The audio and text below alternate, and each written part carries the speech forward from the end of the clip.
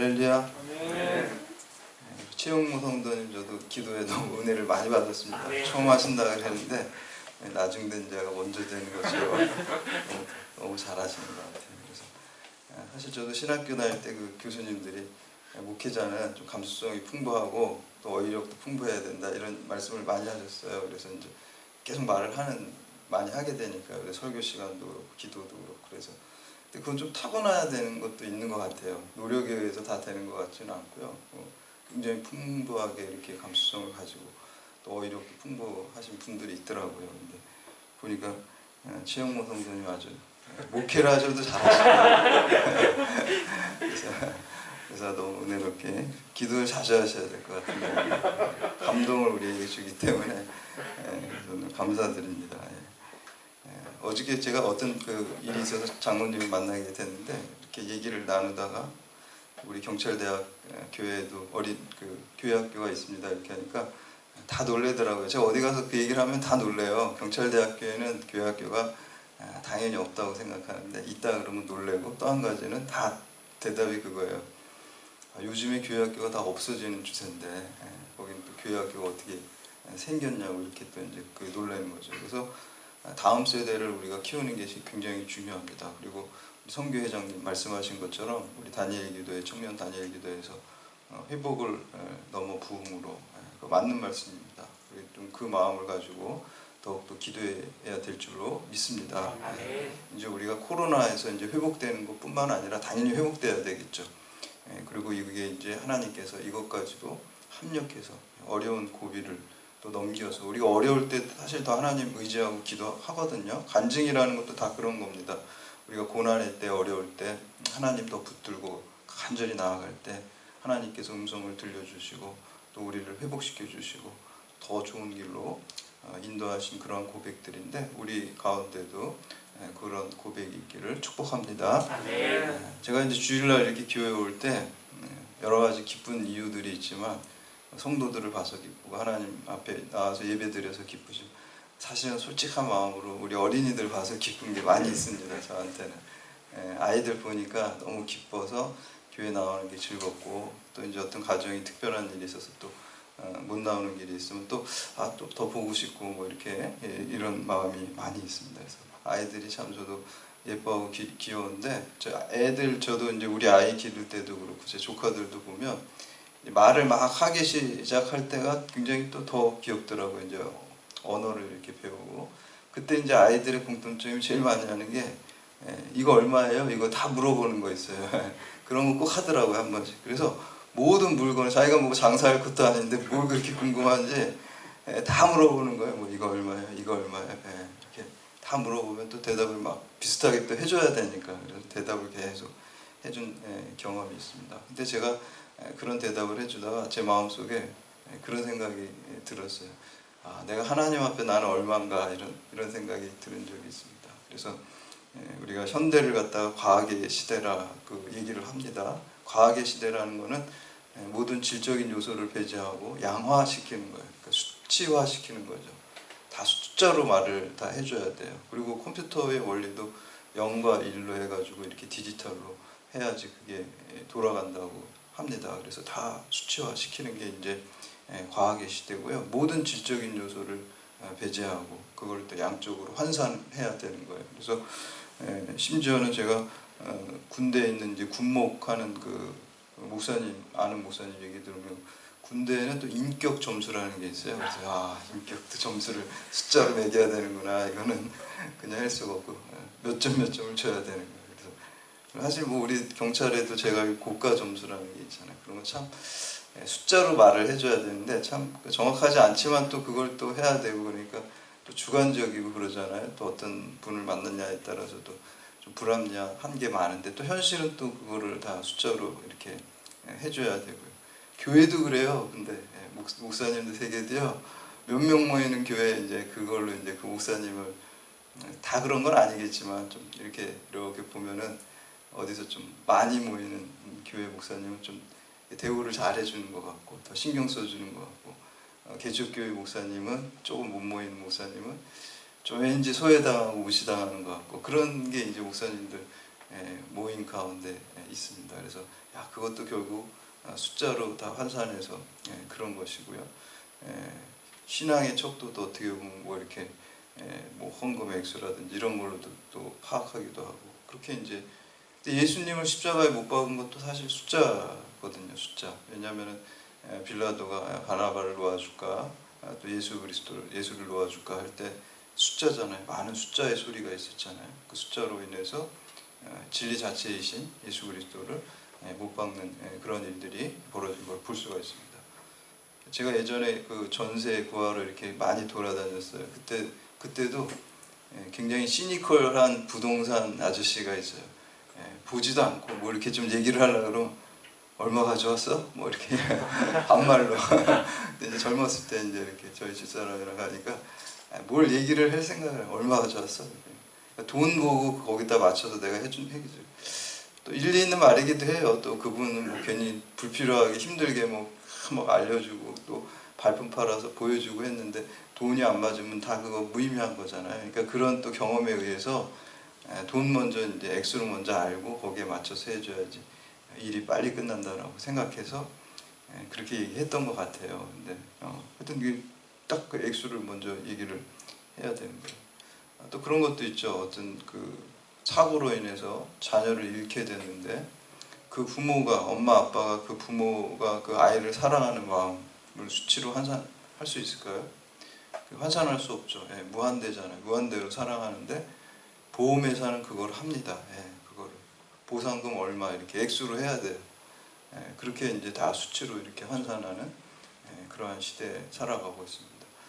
생텍쥐베리의 그 어린 왕자 책에 보면 그 어떤 아이가 그 집에 가가지고 그 엄마 아빠한테 엄마 아빠 제가 뭐 어떤 뭐 2층 집에다가 제라늄 화분이 있고 뭐 있고 이런 집을 막 설명을 해줘요. 그런 집을 하면 무슨 집인지 이렇게 이해를 못 하는데요. 엄마 아빠가. 근데 뭐 100만 프랑짜리 집을 봤어요. 이러면 너 좋은 집 봤구나 이렇게 숫자로 얘기해줘야지 이제 그걸 알아듣는다는 거예요. 그거를 서술해 주면은 알아듣지 못한다. 우리가 이제 이런 시대에 살아가고 있습니다. 이렇게 숫자가 지배하고 또 값이 지배하고 이런 시대에 살고 있고 심지어 예전에 이제 그 피타고라스라는 그 고대 수학자는 수를 종교화해서 이렇게 섬기기도 했어요. 미래에 이게 수가 지배할 것이다. 그런데 사실 그것도 맞는 것 같아요. 그 고대 그 수학자가 말했던 수가 다 지배하는 시대에 우리가 살고 있어요. 수에 매여 사는 그런 시대에 살고 있는. 이런 시대, 특히 이제 경제적인 가치라든지 값이 지배하는 시대, 그러한 시대에 값이 싸다라는 값이 없다라는 말을 또 구별해야 됩니다. 프랑스에 가면요, 그 화랑 거기 예술의 그 도시니까요, 화랑이 많고 거리에도 이렇게 그림 그려주는 사람들이 많이 있잖아요. 예술의 도시니까. 근데 이제 그 박물관 같은 데를 가면은 그 그림에 대한 예상 가격이 이렇게 많이 써 있대요. 그래서 이제 제일 비싼 게 이제 고호 같은 사람은 이제 가격이 엄청나게 비싸겠죠. 그래서 뭐 거의 100억 가깝게 이렇게 되는 그림들이 뭐 대부분이라고 해요. 근데 가격이 안 써 있는 그림이 유일하게 있다 그래요. 그 레오나르도 다빈치의 레오나르도 다빈치 모나리자라는 그림은 가격이 써 있지가 않아요. 가격이 없어요. 근데 이제 모나리자 그림 보면은 이렇게 눈썹이 이렇게 없잖아요. 그래서 제가 중학교 때 제 친구가 중학교 교과서에 미술책에 모나리자가 나와요. 그래서 모나리자 눈썹이 없다. 그래서 그 눈썹을 밀고 왔더라고요. 다음날 진짜. 너무 괴물 같더라고요. 이상하게. 그걸 왜 밀었는지 모르겠어요. 모나리자처럼 하고 싶다고 눈썹을. 나중에 미대 가더라고요. 걔가. 진짜로. 나중에 역시 예술적인 애는 미대를 가는구나. 모나리자 한다고 눈썹 밀고 그러더니 그래서 그렇게 했는데 그 모나리자 밑에는 아라비아 숫자가 써 있는 게 아니라 영어로 프라이스리스 이렇게 써 있어요. 값이 없다. 값이 없다는 게 값이 싸다는 건가요? 값이 싸다는 게 아니죠. 값을 매길 수 없을 정도로 값어치가 있다라는 그 뜻이죠. 값을 매길 수가 없다.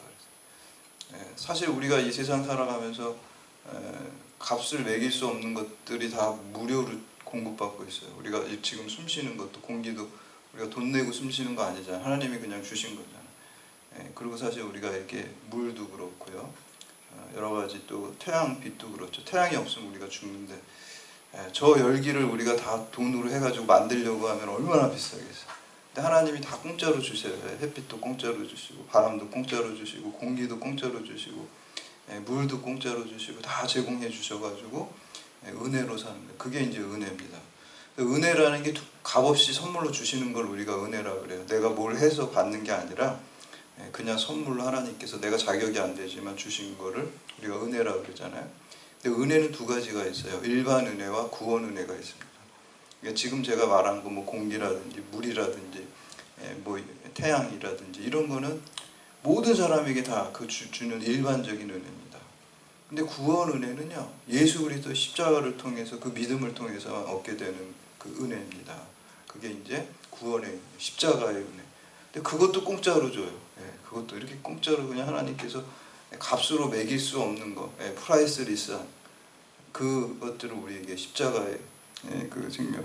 십자가는 얼마일까요? 그래도 뭐 이렇게 보험회사처럼 억지로 한번 막 또 이렇게 해보면 그거 말하는 사람이 있더라고요. 예전에 제가 어떤 교회에서 어떤 전도사님이 애들한테 설교를 하는데, 야, 그 전도사님 어떻게 이렇게 아이디어가 좋은지. 예수님짜리래, 예수님짜리. 예수님짜리. 너희들은 얼마야? 예수님짜리예요. 그렇게 하더라고요. 그래서 야, 이거 대단하다. 예수님짜리. 예수님의 생명을 주고. 예수님은 하나님이시잖아요. 성자 하나님인데 하나님의 값어치가 우리에게 있는 줄 믿습니다. 아멘. 예수님짜리입니다. 우리 예수님의 피값으로 우리를 사셨기 때문에 우리가 그렇게 존귀한 존재입니다. 오늘 23절하고 24절 말씀 함께 봉독합니다. 23절, 24절 시작. 모든 사람이 주를 방황하시되 하나님의 영광에 이르지 못하더니 그리스도 예수 안에 있는 성령으로 말미암아 하나님의 은혜로 값없이 이롭다 하심을 얻은 자 되었느니라. 아멘. 여기 값이 없다라고 이제 나오고 있죠. 24절에 이 영어 성경에 보면 이제 프리리라고 하고 있습니다. 공짜로 줬다는 거예요. 이 공짜야 그럼 it's free 그렇게 얘기를 하잖아요. 공짜로 줬다는 거예요. 하나님께서 우리에게 구원을 공짜로 주었다. 믿음으로 말미암아 믿기만 하면 그냥 뭘 해서가 아니라 공짜로 준 거예요. 그래서 우리가 구원받는 거는 다 천국 커트라인의 밑에 있다 그랬죠. 모든 사람이 아무리 선행을 한다고 해서 천국 갈 수 있는 게 아니에요. 그래서 믿지 않는 사람들이 이해 못하는 부분이 그거예요. 내가 교회 안 다니는 이유는 뭔지 아냐? 제가 예전에 안 다니는 친구가 저한테 얘기를 하더라고요. 야, 예수 믿는다고 해서 그냥 아주 그 친구 표현으로는 개떡같이 살아도 다 천국 가고 너무 착하게 살고 선행을 많이 하는데 예수 안 믿는다고 지옥 가는 그런 얘기 때문에 나는 교회를 안 간다고 얘기를 하더라고요. 이해가 가나요, 안 가나요? 저는 이해가 되더라고요. 제가 그 친구 입장에서 이렇게 생각해 보면 예수님 모른다 그러면 그렇게 생각할 수 있을 것 같아요. 그렇게 생각할 수 있어요. 근데 예수는 믿는다 그러고 그 친구 말은 엉망으로 사는 거는 그거는 그 믿음이 구원받는 믿음이 아니죠. 잘못된 믿음. 예수님을 제대로 믿으면 그렇게 살 수가 없어요. 그러니까 그 사람 믿음이 그 사람 구원 못 받는 사람. 그러니까 행함이 없어서 못 받는다는 게 아니라 믿음이 잘못된 거예요. 행함이 없는 믿음이 거짓된 믿음이고 구원받는 믿음이 아니기 때문에 그 사람은 구원 못 받는 겁니다. 그리고 아무것도 선행을 행하는데 그 구원 못 받는다라는 것도 이해 안 되는 건요.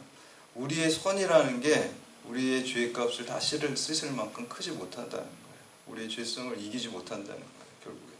그래서 우리가 아무리 선행을 쌓아도 천국 커트라인이 예를 들어서 90점인데 선행을 많이 쌓은 사람은 70점 그리고 선행을 거의 안 쌓은 사람은 20점 20점하고 70점하고 차이가 많이 나죠. 많이 나는데 똑같아요. 어떤 점에서 똑같나요? 둘 다 불합격이라는 건 똑같아요. 그런 개념입니다. 그렇기 때문에 우리가 예수 그리스도의 은혜로만 커트라인을 넘길 수 있고 그게 이제 믿음으로 의롭게 되고 믿음으로 구원 받는다는 우리 기독교의 교리입니다. 진리입니다. 그걸 우리가 믿는 거예요. 근데 그게 이제 믿어지기가 어렵죠. 안 믿는 사람들한테 그걸 설명해도 그거는 우리가 기도하고 또 성령의 역사로 그 마음이 움직여질 때 그게 받아들여질 줄 믿습니다. 그래서 우리가 먼저 믿게 된 사람들의 사명이 뭐냐면요. 그 사람들을 마음의 태신자로 품고 열심히 기도를 해줘야 돼요. 성령의 역사로. 성령의 역사로 마음의 감동이 일어날 때 믿게 되고 구원받게 됩니다.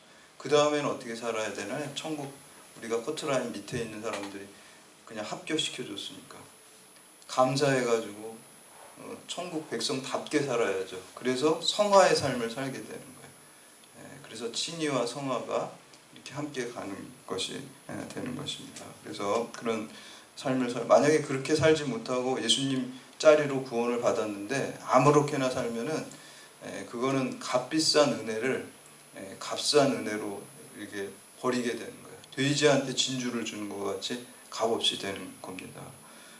그래서 우리가 그런 인생의 목표를 하나님 말씀대로 잘 사는 목표를 세워야 될 줄로 믿습니다.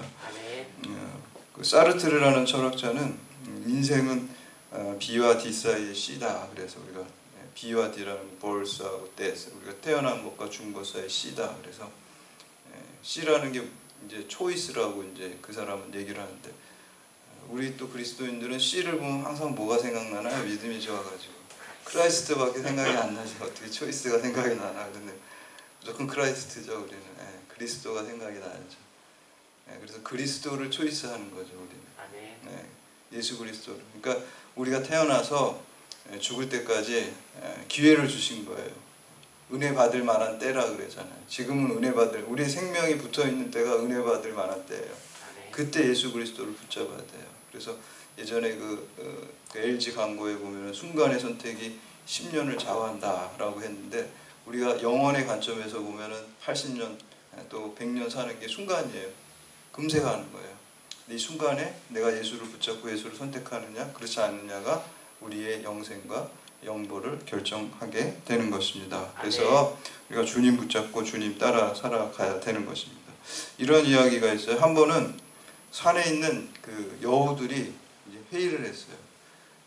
낮에는 이렇게 사람 사는 데를 여우가 돌아다닐 수가 없으니까, 야, 저기 보니까 산속에서 보니까 저 사람들 사는 그 도시가 굉장히 화려하고 아름다운데 우리가 낮에는 못 가니까 사람들이 다 잠잘 때 한번 몰래 이렇게 소풍 가듯이 견학 가듯이 단체로 한번 이렇게 내려가서 사람 사는 그 도시를 갖다가 한번 구경하고 오자, 이렇게 이제 회의를 한 거예요. 그래서 이제 조별로 이렇게 다 조편성도 해가지고 이렇게 가게 됐는데, 이제 밤이 됐어요. 밤이 깜깜해지니까 사람들이 다 자고, 그래서 이제 그 여우들이 산에서 내려와가지고 사람 사는 그 도시를 다 구경했어요.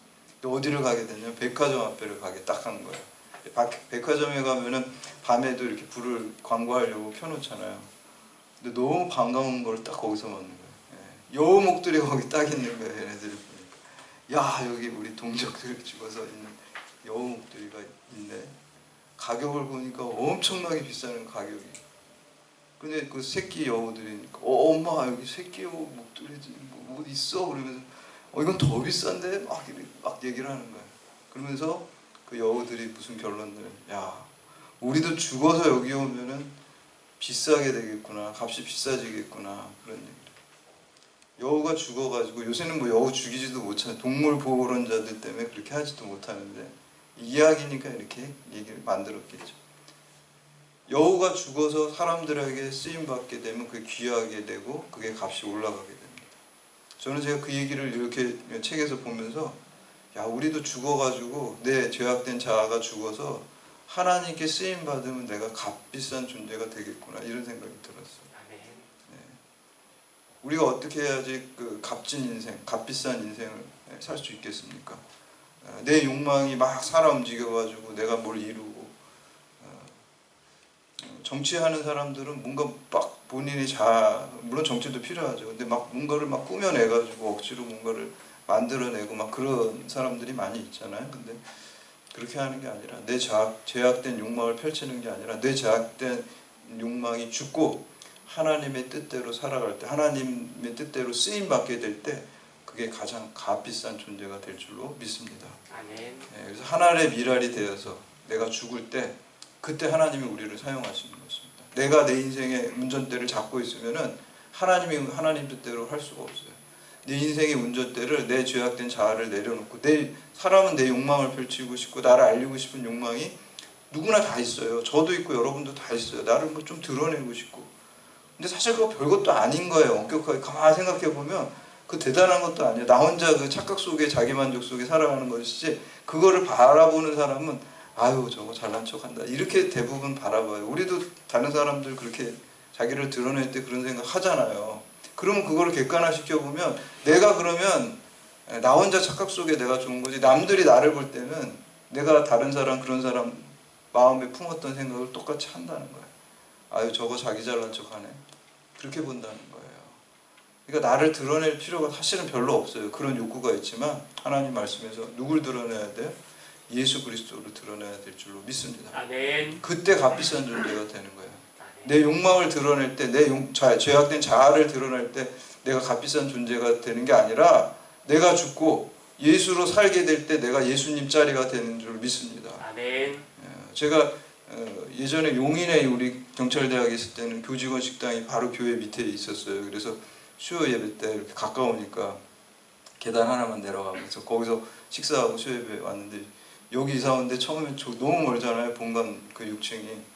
예배 시간 늦을까봐 밥도 막 급하게 먹고 그래서 처음에는 제가 거기 왔을 때는 거기 가서 먹다가 이제는 아 이거 안 되겠다 그래서 거기서 이제 안 먹게 됐어요. 근데 처음에 거기 가서 이렇게 먹다 보니까 이제 그 모르시는 이제 분들도 이렇게 직원들도 만나서 이렇게 얘기도 하게 되고 또 그런 또 좋은 점이 있긴 한데요. 근데 그렇게 만나고 그랬었는데 그때 거기서 식사할 때 치안정책연구소 연구관님이 이제 새로 오신 분이 제 앞에 앉아서 식사를 하게 돼서 이렇게 이제 인사를 하고 얘기를 나누면서 밥을 먹었는데 아유 저는 이 대학 교회 목사예요 이렇게 이제 저를 소개를 하니까 그분은 이제 교회는 안 다니시는 것 같아요. 저한테 아유 목사님 좋은 일 하시네요. 목사님이 신령을 갖다가 학생들한테 가르치고 아유 아주 좋은 일이죠. 그래서 저한테 덕담을 하신 거죠. 그렇죠? 예. 예. 저한테 덕담을 하셨는데 제가 그냥 웃으면서 이렇게 말하는데 여러분 신념하고 신앙은 한 글자 차이인데 정반대예요. 사실은 신념은 내 자아가 살아나는 것이고 신앙은 내 자아가 죽는 것입니다. 신념은 내 뜻대로 사는 것이고요. 신앙은 주님 뜻대로 사는 거예요. 아멘. 신념은 내 욕망을 펼치는 것이고요. 신앙은 예수 생명을 펼쳐나가는 것입니다. 아멘. 그래서 사도 바울은 나는 날마다 죽노라 그랬어요. 날마다 내 제약. 사도 바울은 진리를 깨달은 거예요. 내가 날마다 죽을 때 가장 값비싼 존재가 되고 가장 값비싼 인생을 산다는 걸 알았던 거예요. 아멘. 그래서 나는 날마다 죽노라. 자기 십자가를 지고 주의 길을 따라갈 때 값으로 환산 프라이스리스 모나리자가 프라이스리스라 그러는데 그 모나리자 그림과는 비교할 수 없는 영원한 프라이스리스한 가격으로 매길 수 없는 부활의 영광이 우리에게 임할 줄 믿습니다. 아멘. 그래서 우리가 근데 이게 우리 힘으로 가능한 게 아닙니다. 우리 힘으로 절대 불가능해요.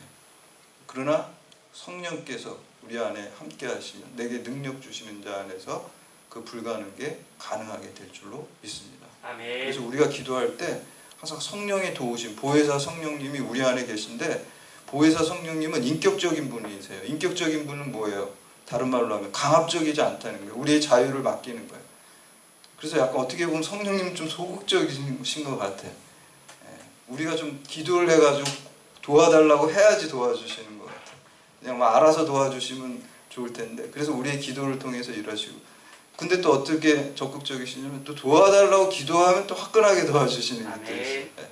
그러니까 여러분 기도하셔야 돼요. 아멘. 그렇게 성경은 나와 있어요. 하나님 다 해주시지만 그래도 너는 그 이루어지기를 구해야 될지라고 에스겔서에 나오고 있잖아요. 하나님이 약속하시고 다 해주시지만 전능하신 하나님이 해주시면 우리는 기도를 해야 되고 그 기도를 통해서 하나님이 일하실 줄 믿습니다. 아멘. 그래야지 우리가 잘 될 때 내가 기도했더니 하나님이 해주셨구나 이런 고백이 나와요. 아멘. 영광을 하나님께 돌려요. 그거 기도 안 하고 잘 되면 축복이 아니라 저주예요. 누가 잘한 줄 알아요? 자기가 잘한 줄 착각을 해요. 전혀 자기가 잘해서 잘 된 거 아닌데. 그렇기 때문에 기도를 통해서 일을 해야 돼요. 하나님이 일하십니다. 기도할 때 하나님 도와주시고 기도할 때 우리가 하나님께 그 은혜에 감사하고 기도함으로써 우리가 늘 하나님과 동행하는 삶. 기도하는 삶이 이미 축복의 삶이에요. 뭐가 되고 안 되고가 아니라 이미 기도할 때 하나님과 함께하는 삶이잖아요. 그게 가장 복된 거예요. 그래서 존 웨슬리 목사님은 그런 얘기를 해요. 이 세상에 가장 복된 거는 하나님이 우리와 함께 하신다는 사실입니다. 아멘. 그게 복입니다. 그거 이상의 복이 어디 있나요? 하나님이 우리와 함께 하시면 다 끝난 거잖아요. 뭐 세상에서 조금 잘 되고 잘못되고 일이 일비하는 거 불신앙입니다. 하나님 기도할 때 우리가 임마누엘 하시고 또 우리가 성령 충만할 때 그 모든 하나님의 뜻을 우리 가운데 이루어 가실 줄 믿습니다. 아멘.